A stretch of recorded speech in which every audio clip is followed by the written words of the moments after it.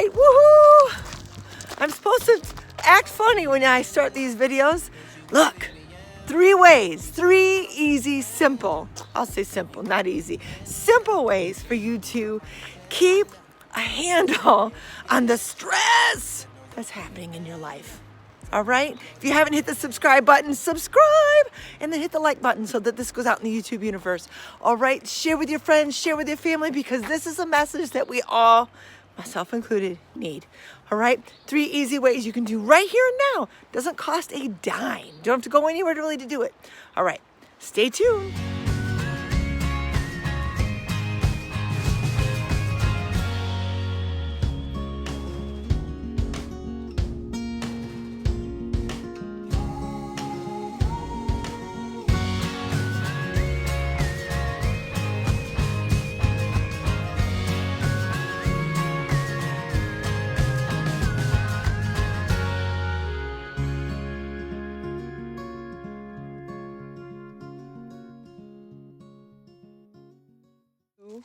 This too shall pass.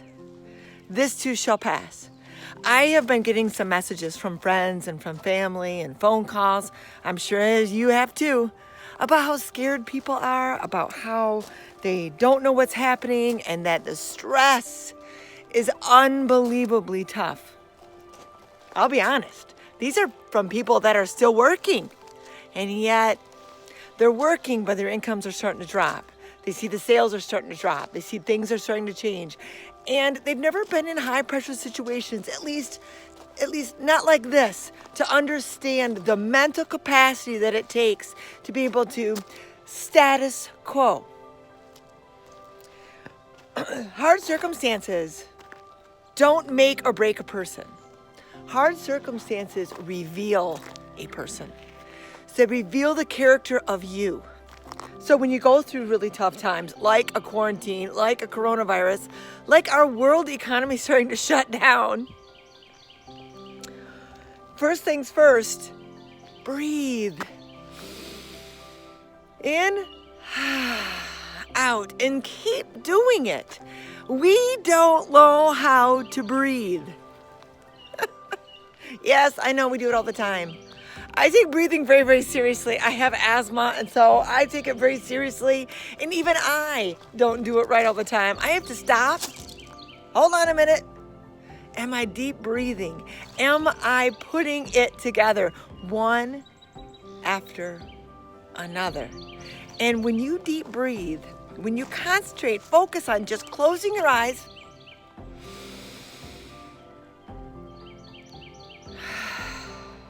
I'm standing outside, and when I deep breathe like that, I can hear the birds. I can hear some dogs in the distance. I can hear some roosters. What is that? I don't even live in the boondocks. I hear roosters. So stop a moment and take some deep breaths. Get present. Get right here, right now. Number 2, we have to remind ourselves to just go for a walk. Go outside. Go connect with the color green. Check it out. Go connect with some green. Go connect with the snow. Go connect with the rain on your face. Like you used to, when you were a kid. When it rained, I got so excited. I got to get in my bathing suit and run around and jump in puddles. I don't know. It was fun. I always have my kids do it too. It was fun. You got to go outside and run around with all your friends, splashing around in the puddles, getting dirty. I thought it was awesome. Go be like a kid again. I know it's stressful, but in this moment, right here, right now, you're okay. If you're watching this, you're okay. Everything's okay. So go and connect outdoors, in nature, and take some deep breaths. Smile, relax, tell yourself it's okay. Number 3, and last but not least, realize that this too shall pass. The Spanish flu, it passed. 9/11, it was awful, and it was catastrophic. Man, my whole world stopped for a minute. My breath stopped for a minute or two. For a long minute or two. I had a brand new baby when all that was happening, who's now 19 almost. Crazy it's been that long. Look, remind yourself that this too shall pass. This is all gonna pass. It's gonna be okay. It's gonna be okay. One of the things that we realize, or that you need to realize, is that what is the absolute worst thing that could happen in this moment? What could absolutely be catastrophic for you? Write it down. Write it down, and then write them all down. Write everything that would be awful, go wrong, that's taking your breath away. Write it down. And after you do that, then next to what you wrote, would it really be the end? Let's say, so give you an example. I'm going to lose my house. Okay. I've been there. I've lost my house. Okay, so here's what I want you to do. I want you to think of the things and make as long a list as you need to make.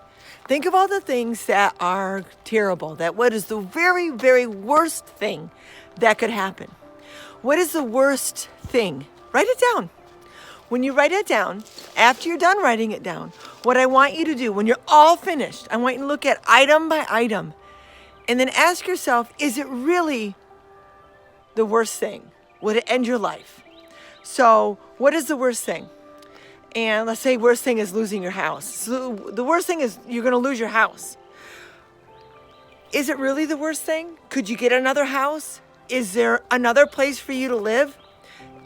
Would you really truly lose the ability to have a roof over your head? Most of you are going to say no, that it's actually be okay. We could probably get another house. Maybe it'll be a smaller house. I don't know. Maybe it'll end up being a better house, a bigger house. I've lost homes. I've lost more than one. I've actually gone a period of time without a roof over my head. Look, it's really not the worst thing. It's not. You're still alive, you're still breathing, and you're still able to use your brain to have something else. Losing your income, is that the absolute worst thing? Would it be bad? Yes, of course, of course. It would change your world altogether. But is it the worst thing? Could you get another job? Could you create something online? Could you start a YouTube channel? There's an idea. What could you do? Could you sell? Could you start a store? And could you join an MLM? There's lots of ways to make money. You're going to have to learn to get creative, but that's okay. You're a smart person. You can do that. So is it really the worst thing? Is it really the worst thing? Here's what I want you to understand. Change is so difficult. And that's what's scary. That's what's stressing you out. That's what's causing the issues. Things have changed. Wow, bam, just like that. Things have changed. And maybe you weren't very prepared for it. Maybe you don't have multiple streams of income. Maybe you don't have a real handle on your mental stability. Maybe you don't. Maybe you don't know how to relax in times of crisis.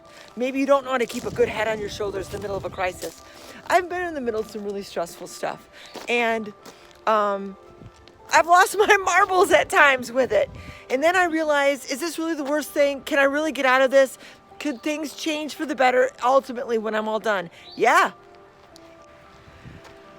So just so you know, I'm taking out the trash, in case you saw that in the background of one of my videos. See, I got the trash going. Why? I get to go outside without somebody right underneath my feet. I even left my dogs inside the house. How about that one? And I'm walking up my driveway. It's a very steep driveway. I get a little bit of exercise. Not a lot, but a little bit. I get to be outside, hang out, do a video, throw away my trash, clean out my fridge, all at the same time. Ta-da! Look, keep breathing. Remind yourself that this too shall pass. It's going to be okay. In the end, it's going to be okay. Ta-da! Trash is now done. It's going to be okay. Keep a head on your shoulders, keep breathing, and remind your friends and family to do the same. It's going to be okay. Keep repeating it. All right, Pamela DeVries Smith. I love you guys. I pray for you guys.